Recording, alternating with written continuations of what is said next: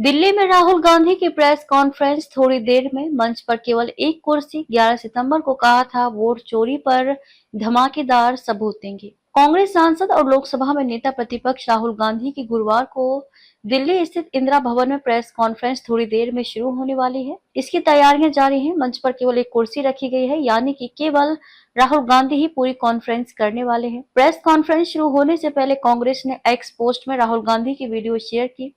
इसके कैप्शन में लिखा, कुर्सी की पेटी बांध लीजिए। अटकलें हैं कि राहुल आज वोट चोरी के आरोपों पर भाजपा सरकार के खिलाफ नए दावे कर सकते हैं। राहुल ने भाजपा पर चुनाव आयोग की मिलीभगत से बिहार, हरियाणा, कर्नाटक और महाराष्ट्र में वोटर लिस्ट में गड़बड़ी के आरोप लगाए हैं। राहुल गांधी ने 1 सितंबर को बिहार में अपने वोटर अधिकार यात्रा के आखिरी दिन कहा था, वोट चोरी की सच्चाई पूरे देश को पता लगने वाली है। एटम बम से बड़ा हाइड्रोजन बम होता है, वो आ रहा है। इसके बाद 11 सितंबर को अपने संसदीय क्षेत्र में कहा था, हम वोट चोरी के डायनामिक एक्सप्लोसिव धमाकेदार सबूत देंगे। राहुल गांधी ने बिहार में वोटर अधिकार यात्रा के आखिरी दिन जनसभा को संबोधित करते हुए कहा था, जिन शक्तियों ने महात्मा गांधी की हत्या की, वही लोग संविधान की हत्या की कोशिश में लगे हैं। हम ऐसा नहीं करने देंगे। बिहार में यात्रा को जबरदस्त रिस्पांस मिला है। बीजेपी के लोग काले झंडे दिखा रहे हैं। बीजेपी के लोग सुन लें, एटम बम से बड़ा हाइड्रोजन बम होता है, वो आ रहा है। वोट चोरी की सच्चाई पूरे देश को पता लगने वाली है। हाइड्रोजन बम के बाद नरेंद्र मोदी देश को अपना चेहरा नहीं दिखा पाएंगे। राहुल गांधी ने 7 अगस्त को वोटर लिस्ट में गड़बड़ी पर 1 घंटे 11 मिनट तक 22 पेज का प्रेजेंटेशन दिया था।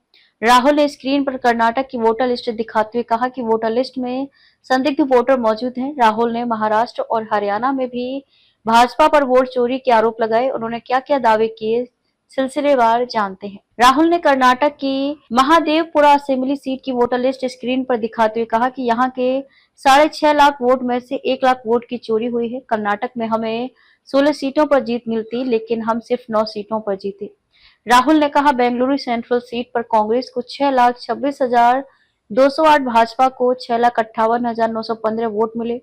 दोनों पार्टियों को मिले वोटों का अंतर सिर्फ 32,707 था। वहीं जब महादेवपुरा असेंबली सीट पर वोटिंग हुई तो दोनों पार्टियों के बीच वोट का अंतर 1,14,046 का था। इस हिसाब से देखें तो 1 लाख से ज्यादा वोटों की चोरी हुई। राहुल ने कहा, महाराष्ट्र में चंद महीने में लाखों मतदाताओं के नाम सूची में जोड़े गए, जो काफी चिंताजनक है। 40 लाख वोटर रहस्यमय हैं। यहाँ 5 महीने में कई वोटर जोड़े गए। वोटर लिस्ट को लेकर चुनाव आयोग को जवाब देना चाहिए। उन्हें बताना चाहिए कि क्या वोटर लिस्ट सही है या गलत। कांग्रेस सांसद ने कहा, शाम 5 बजे के बाद वोटर टर्नआउट का बढ़ना भी हैरान करने वाला है। शाम 5 बजे के बाद वोटिंग क्यों बढ़ी, चुनाव आयोग इसका जवाब दे। कांग्रेस पार्टी ने वोटों की धांधली के मामले में चुनाव आयोग से सवाल पूछे हैं, लेकिन आयोग ने एक भी जवाब नहीं दिया।